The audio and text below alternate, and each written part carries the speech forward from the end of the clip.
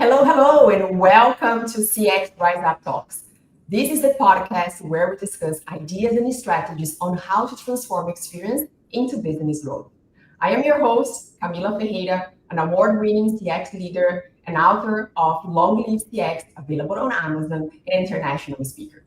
Today, I have the pleasure to have the first panel at this CX Rise Up Talks with an amazing CX leaders and friends. So more than me talking and introducing them, I'll let them introduce themselves and let you know how they transform experience into business growth. So let's start with you, Kathleen. Thank you so much, Cami. Hello, everyone. I'm Kathleen Rouse, and I am the founder and principal of Cultivate CX. And I chose that name because it is all about cultivating customer success to drive growth. I've taken my experience of leading high-performing customer success teams across 3 continents, managing companies valued over 500 million and more, with results such as 95% or more renewal rates, 45% or more expansion rates, through building strong partnerships. And I'll turn it over to Angela. Yes, thank you. Good morning or good afternoon, wherever you might be in the world. Angela Stewart here. I'm responsible for internal applications for one of the largest stock exchanges based here in the United States.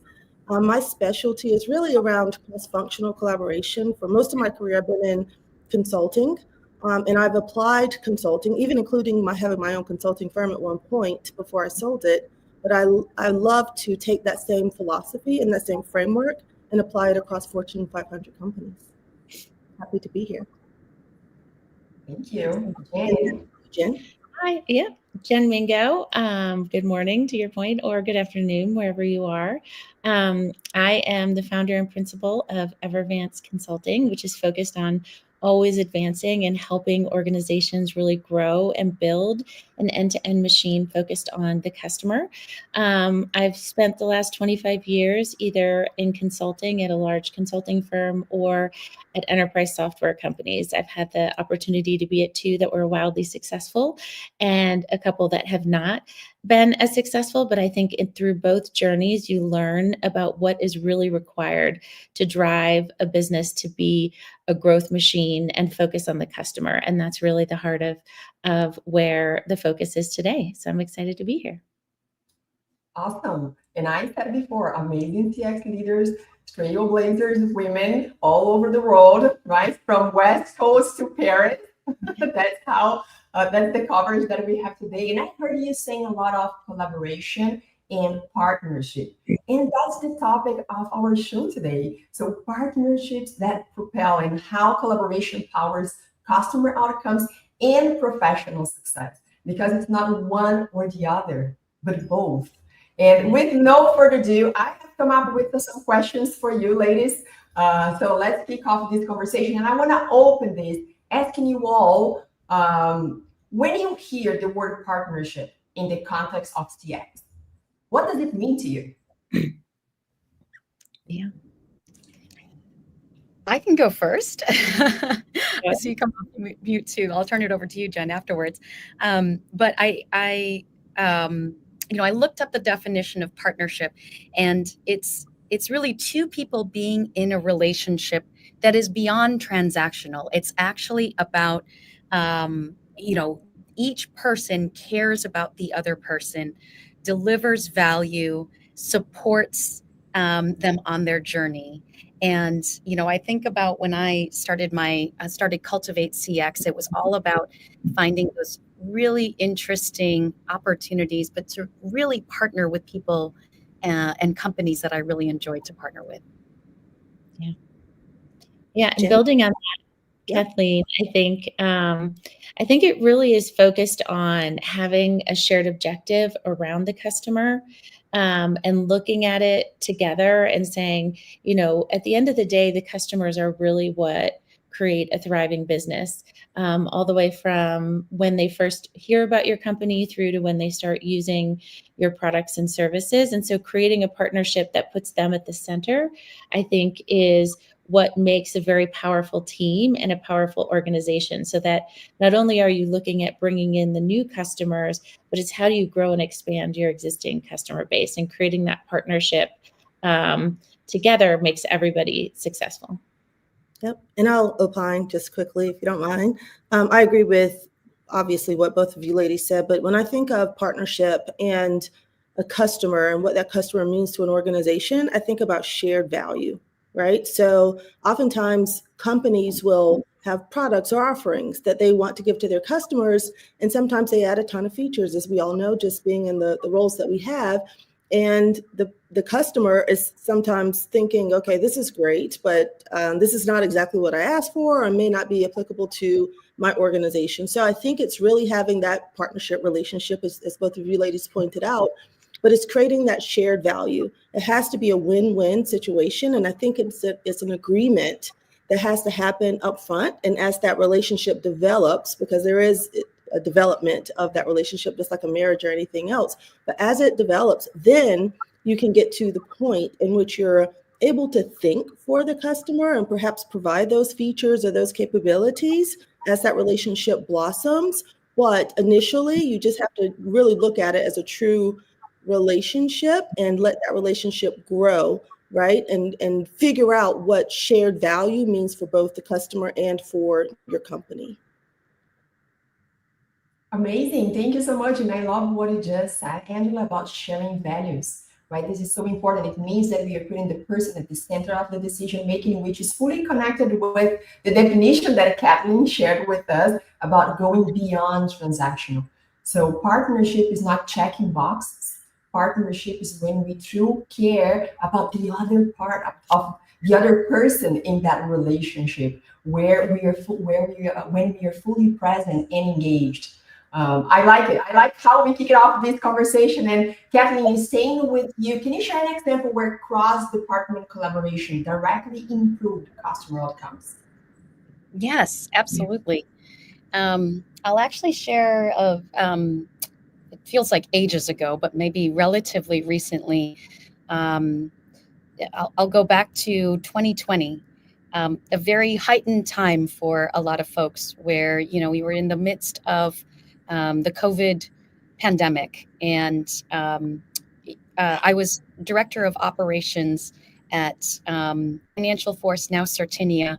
And I remember waking up and my customers and my colleagues just were faced with so much uncertainty of what was to come. We did not know what this all meant. It was still very early in the journey.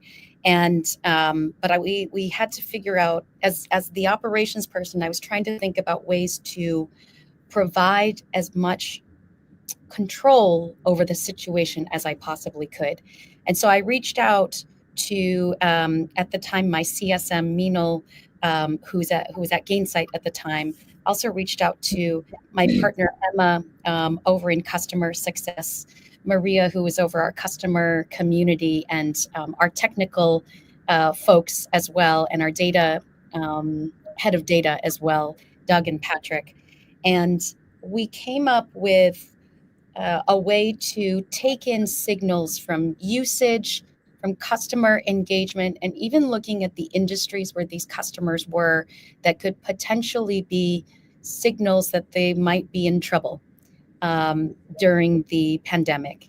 And, it wasn't just about revenue. It was about how do we connect with these people, knowing they are going through some very tough times, and how could we offer a solution with empathy that helped them get through this difficult time. They were slashing. They were unfortunately laying people off. Some of them had to close their businesses. So, what could we do? How could we be that empathetic ear? And then how could we maybe develop a right-sized contract that would help get them through the next, foreseeable future? Maybe it's over the next, we don't know how long it's going to be, over the next 3 years, as an example. So it's just a really beautiful way to bring together data and empathy and, thinking of a way, really transitioning and opening up and thinking about our customers as human beings. Oh, absolutely. And you reminded me, so COVID was not a while ago, even though it feels ages ago, it was just a few years, right? And so when we all had to change the way we lived, reinvent ourselves. So we definitely went through very tough times, and collaboration and partnership was key to support each other, especially in times that we were all locked at home. So being able to rely on each other was key, and something that really helped us to go through this very challenging times. Thank you so much, Kathleen, for sharing. And I will now turn to Jen. So Jen, we know that sometimes we do have the willing of building and establishing relationship, but it's not that easy. We face some challenges on the go. So what are the biggest barriers you have seen to building strong internal partnerships, and how do you overcome them? Yeah, I think the biggest barrier that we find is time, right? Everybody is extremely busy. When you're in an organization, whether you're part of marketing, sales, customer success, operations, you have a full docket day to day trying to get your daily job done. And I think the biggest thing to overcome that internal barrier is really shared metrics and shared alignment. And that's something I think Slack did really, really well. Everybody had the incentive to make sure that their customers were wildly successful and that it drove revenue for the company in a way that was a win-win. So we all had kind of that same North Star. How do you get these customers to love and adopt a product that is going to make their daily life better? And so by doing that, you can really bring these groups to the table to understand how that happens, right? So getting a salesperson, a marketing person, a success person, a services person, all in service to everybody's shared metrics really made a big difference. And it opened a lot of doors. So it wasn't like each team had their own metric and you were fighting for time and competing. You were really like, our North Star is our customer is going to be wildly successful. And through that, we're going to generate additional revenue for the company. And so when you would reach out to your cross-functional partners, a big part of that was helping them understand how you could help them achieve their goals with their customers and their internal metrics because they were all aligned. And that's where I think you see the most success. When you have organizations that don't have a shared vision for what success looks like, both internally and externally, and everybody's extremely busy, I think that's when you see things become disjointed. So wherever you can rally around that customer and those aligned metrics, the time opens up to have those partnerships, create those relationships. And I think coming back to what we talked about earlier, it moves beyond a transaction and to a shared value for delivering success. Oh, I just love that you mentioned time, because I am under the impression that, so first of all, nobody has time for anything. We are always in a rush. Yeah. But building relationship takes time. Yes. If you if you're really kind of a seeking trustworthy relationship, it does take time. You cannot just assume that you're going to attend back-to-back meetings and you're going to build trustworthy relationships. That's not how it happens. Right. So I know that across organizations, I recently transitioned out of corporate, and you all, Angela, is still in corporate working for big organizations. We all talk about partnerships and but I think we got to be very mindful of what it actually takes to Yes. build that partnership and collaboration. Look at us all here.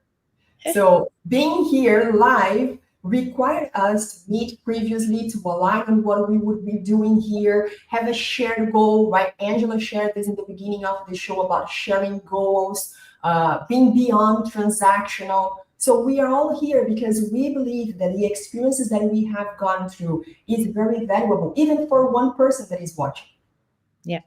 But it takes time. So I love that you mentioned this, Jen, because I think that we are living in an era where people are looking for drops of or pieces of information, short videos, short messages. They don't have kind of the full vision or the full picture of what's going on. They really want instant solutions, right? Yeah. With my consulting company. Oh, but what do I have to do to fix this? Okay, I can guide you. but people are not looking for learning how to fish, but to get the fish right away. Yes. Yeah. Right? And it takes time. So love it. Thank you so much for that contribution. And since you and Kathleen have kind of addressed internal challenges for collaboration and partnership, now I want to kind of look outside of organizations. And Angela, I'm going to turn this to you. How have external network, whether industry groups, alliances, or peer communities, helped you drive results in your role? Yeah, I'll say that helped tremendously. But before we go there, I do want to comment on something that you said, Jen. I'm just sitting here, my wheels, the whatever's still spinning in my head. I'm not sure that it's a wheel. You mentioned shared goals amongst sales, marketing, customer success, and everyone kind of having that shared vision for the customer. That in itself is a heroic effort, right? Yeah. And it is funny, I spoke at a conference, I believe last year, along that same topic. And that was one of the biggest struggles internally, right? Just getting everyone incented to be aligned, right? Because marketing's looking at number of leads, and customer success might be looking at churn, and sales may be looking at a quota. And without that shared goal at the top, then everybody's kind of running off, and different activities occur, different incentives are there. And sometimes, unfortunately, without that shared kind of vision for the customer doesn't benefit oftentimes, right? So anyway, if you've managed to do that at organizations, I'd love to chat with you after this just to get some insight into some tactics that you took to make that happen. But I will say, so outside of the organization, I think when I think about my entire career, right? I'm an executive at a stock exchange, Fortune 500 company. I've had the opportunity to think about things from the perspective of working in my own organization as well as inside of corporate America. And I don't think that I would have had, what level of success that I've even had today without those external relationships, right? So even the partners, the customers, the SIs, the consulting firms that you work with, at the end of the day, they're all people, right? That look like us. We could easily pop up, someone from Accenture on this screen or someone from a company that we've worked for on this screen. But internally, I roll out a ton of solutions. I do a lot of support for primarily our go-to-market, RevOps, front office applications, I'll call it. And there's no way I'd be able to deliver what I'm able to deliver without partners, and I won't call the names because, we don't have like sponsors or anything on the show, but without just some of the experts from some of the companies that we work with, right?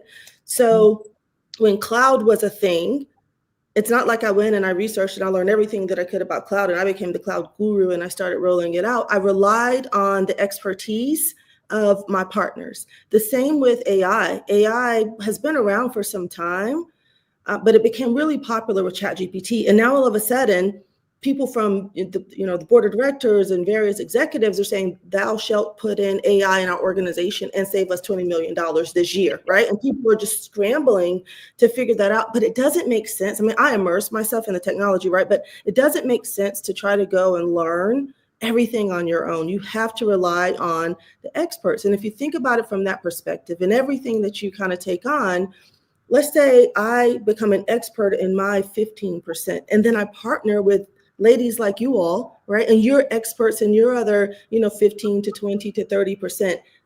Collectively, right? And it's an old expression, right? By myself, I can go fast, but with the team, I can go really, really far, right? So you just have to really not only look at your external people outside of your organization. If we really have that shared value that we talked about at the beginning of this podcast, then quite frankly, it's like, look, your company can win, my company can win. I can help you look like a rock star and you help me look like a rock star. And so together we have that partnership and it's a win-win for both organizations.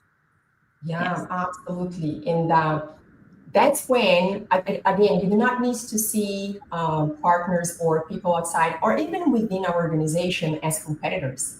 Yeah. People that can actually contribute.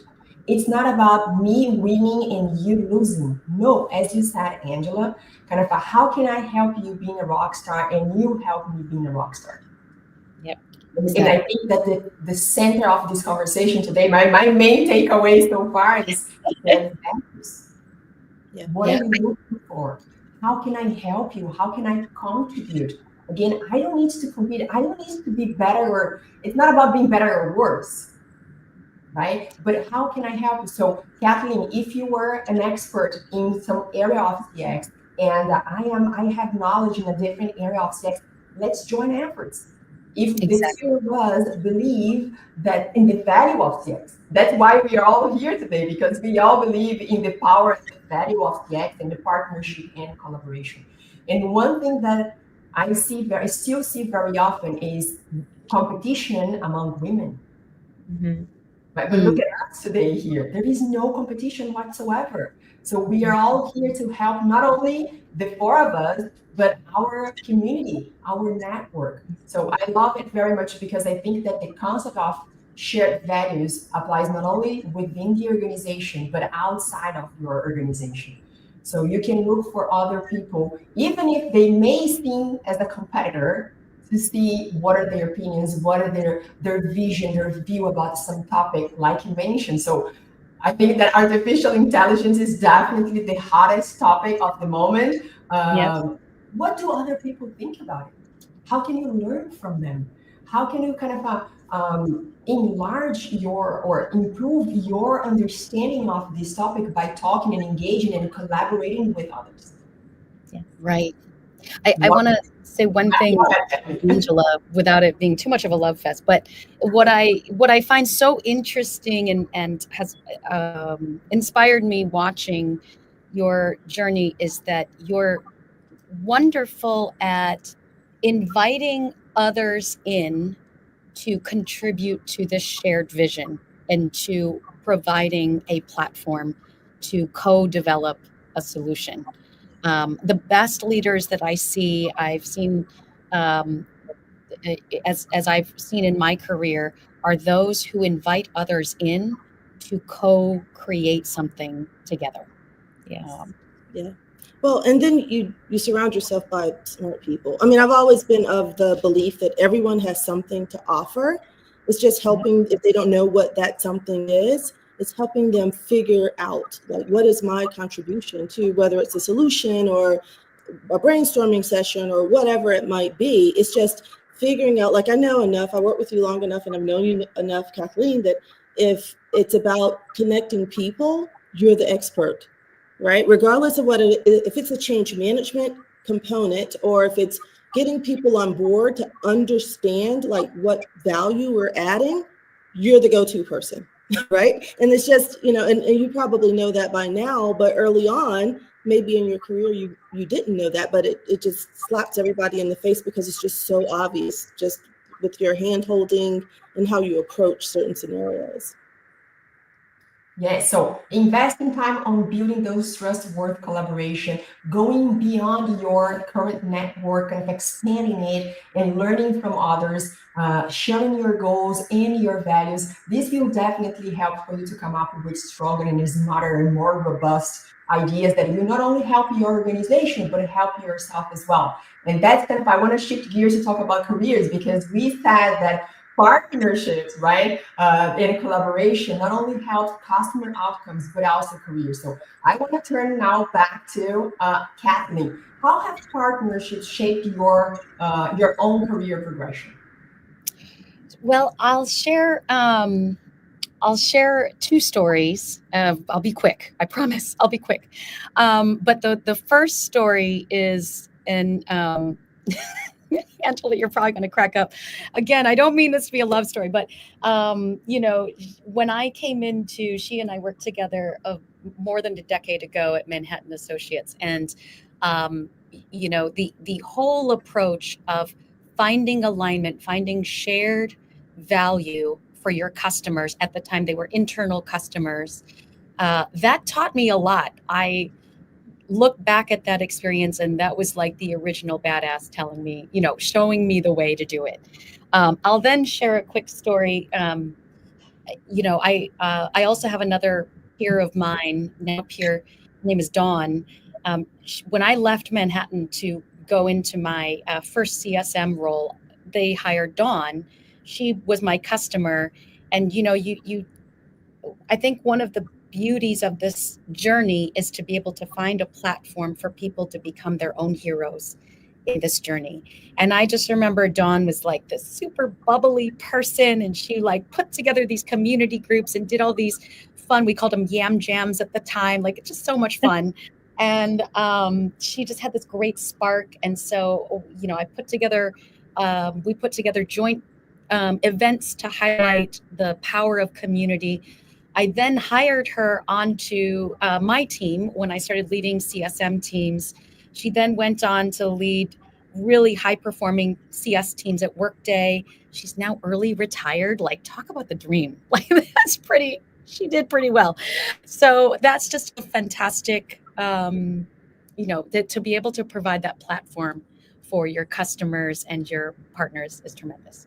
So I didn't know that, Kathleen. So I hired Dawn. I hired Kathleen. I hired Dawn. I hired a lot of the ladies that you're talking about. And I had no idea. I mean, I see people on Facebook and LinkedIn, but I had no idea that Dawn then left to go work for you. I mean, talk about partnerships, right? And collaboration and just, the power of networking. That's incredible. I didn't know she was early retired. I'll have to ping her after this. Oh my goodness, look at this, the power of partnership in real life. Yeah, that's interesting. Amazing. Yes, no, it's not uncommon. The other day I was talking to a potential client who reached out to me on LinkedIn, and he was telling me, okay, you know what, I not only kind of follow you on LinkedIn and your posts, but I have been attending a few groups of CX where your name was shared by them. It's like, wow, look at this. So this is kind of, again, getting back to Jen, you investing time on building relationship, on being your true self, on being present, and it will definitely propel, it will definitely resonate and create a ripple effect. And now we are seeing that, Kathleen, someone that worked for you before was later hired by Angela, and I'm pretty sure that if we keep this conversation on, you're going to find more kind of intersections of our network. I have to say, I said to myself, like, we just need to come up with an idea and all work together on this idea. Yeah. The company, because y'all are rock stars. Absolutely. I can agree more. So, Jen, can you share a time when a professional relationship opened a door you did not expect? Yes. So I have two examples. One is right here. As I looked at transitioning from, corporate America into consulting, which is a big decision, a totally different life path. One of the biggest things is learning, right, from those who have gone before and reaching out to your network. And so through a mentor of mine, I met Kathleen. And it's been amazing. Even before we started this, there were a lot of ideas and things that she provided that allowed me to kind of jumpstart the work that I'm doing. So extremely grateful. And I never would have thought, 25 years ago when I met Sam that, it would lead to this. So I think one of the things is you never know. And it comes back to time and value and truly being open, right? And understanding that, I think, Angela, you talked about it. Like, we don't each individually have all the answers, but collectively we do. So how do we really make sure that we tap into that? And sometimes the other thing I think people need to look out for is relationships that you don't think will lead to something might surprise you, right? You never know. I have a partner I'm working with now on a large engagement that I met through a prior company, and he was looking to be a customer, ended up wanting to be an advisor. And then that company didn't end up panning out, but we stayed connected and just really started to build that relationship. Like, who was he? What have I focused on? And now we're working on a great project together. And I don't know that when I initially met him, I would have thought like, oh, down the road, one of the biggest projects that I'll have is going to come from him. And it really did. And I think it comes back to, really investing in the people and really showing up with your true authentic self, and never underestimating the value that someone can bring to your journey. And sometimes you're going to be the giver, right? Someone's going to lean in and need your advice and your support. And you may not at the time realize that down the road you're going to benefit from that relationships. And other times people will invest in you, and you may not be able to provide a ton of value to them at the time, but you never know down the road. And so I think the key is, network, meet people, understand that every connection matters, and it will bear fruit at different times in your journey. But making the time, creating the value, and getting to know a person for who they are really pays itself forward. I wouldn't be here without it.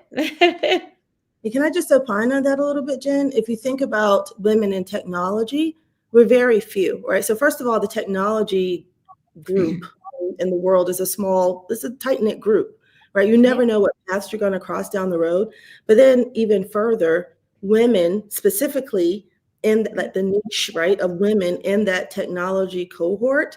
I mean, honestly, you look at that small number compared to the larger group of technologists, why wouldn't we connect, right? Yeah. Why wouldn't we share information, right? We're very I look at it as elite as opposed to niche group inside of a larger technology group. So oftentimes when I'm speaking at conferences or even in meetings in my day-to-day, I'm the only woman.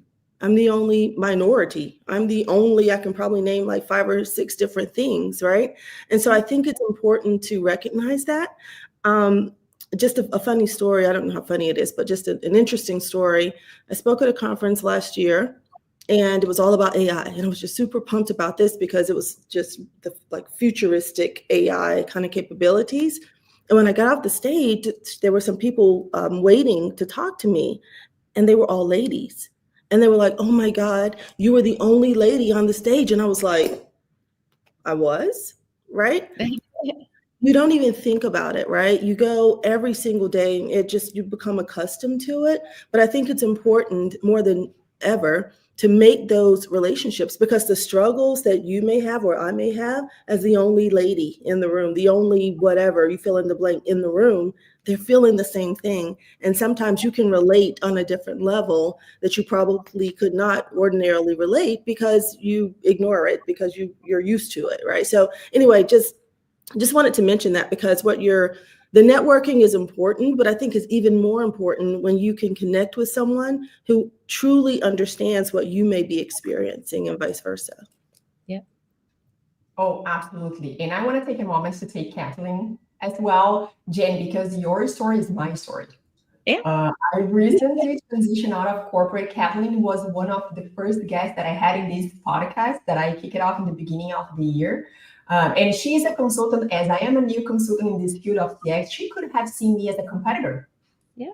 But she took it in a completely different way. She extended her helping hand. She welcomed me. She was a part of this podcast. And she is the reason for us to be here today.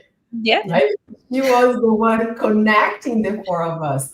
So it's a great example of shared values, of building relationship, and truly investing on partnership.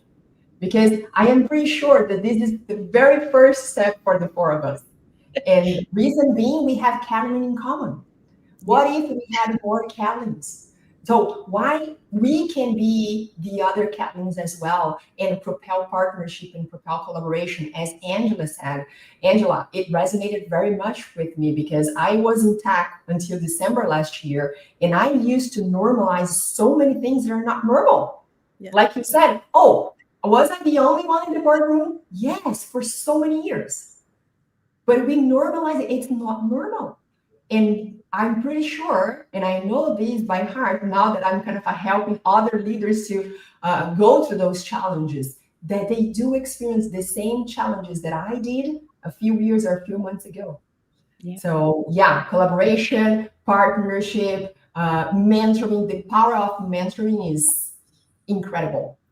But you won't believe me, ladies, time went by. This conversation is so amazing. And first thing I know is, we're going to have to repeat this panel more times because this conversation was amazing. But just for us to wrap things up, what would be the one piece of advice you would give to leaders that really want to turn collaboration into business or for professional or personal growth? What would be that piece of advice? So Angela, let's start with you. Yeah, I would say be Kathleen. I'm just kidding. Well, be Angela, and then be Kathleen. It's really about knowing that, I mean, as you progress in your career, as all of you ladies know, it's really about paying it forward, right? And bringing that next generation, not even generation, I mean, just bringing that next group of people to where you are, helping to close that gap. And understanding, even though like Dawn and others are semi-retired, imagine that 20-year-old version of yourself or that 30-year-old version of yourself, and how you can help fast track and help them prevent some of the mistakes maybe that you made along the way, in hopes at least that they go even further than you had an opportunity to go in your career. Jen. I think the big thing is, invest the time. Invest the time in relationships and really be open to learning, right? And every relationship has something to offer, and you have something to offer in every relationship. And the value may come at different times, but take the time to get to know people, to bring out the best in them, help them see the best in themselves, and really focus on, like you said, paying it forward, and just be a forever learner, right? The world is ever changing. You brought it up, Angela, with AI. Everything is evolving and changing. And so I think the more time you invest in relationships, the more time you invest in being that constant learner and figuring out how to help everybody rise up, I think the better off we'll all be. Amazing. Kathleen, what about you? Our queen of connection in collaboration. This is just such an honor to be with all of you. I would say recognize that your customers are people too, and respect their time by providing value during every conversation, and turn those moments of value into a success story that they can then take and be the hero of their own journey, and give them that platform to tell that story. At the beginning of this year and towards the end of last year, I called them cultivator awards for my customers, where I gave them a chance to talk about the great results that they've been able to achieve in their own journeys through the wonderful projects we were working on together. And it was just brilliant to see them, get highlighted, to see all of the comments. And, when they got their award, they were just thrilled. And so, I would recommend that to anyone. Give your customers, give your employees, give your teams the platform to be heroes of their own journey. Oh my goodness, yes. Just to add two cents here. I once heard, a connection you don't make is a life you do not transform, including yours. And that's it. Right? So look at the power of connection, being your true self, investing time, sharing values, so much that we've learned and shared today, having a common goal of CX and partnership and collaboration. So I can't thank you enough. I have here a final message from Sandra, who has been very active during this show. Thank you so much for all you ladies from the bottom of my heart. I am pretty sure that it not only resonated with me, but with the entire audience. And we definitely need to come back because we have a lot more to share. So Thank you very much. And I see you in the next episode. Thank you. Thank you.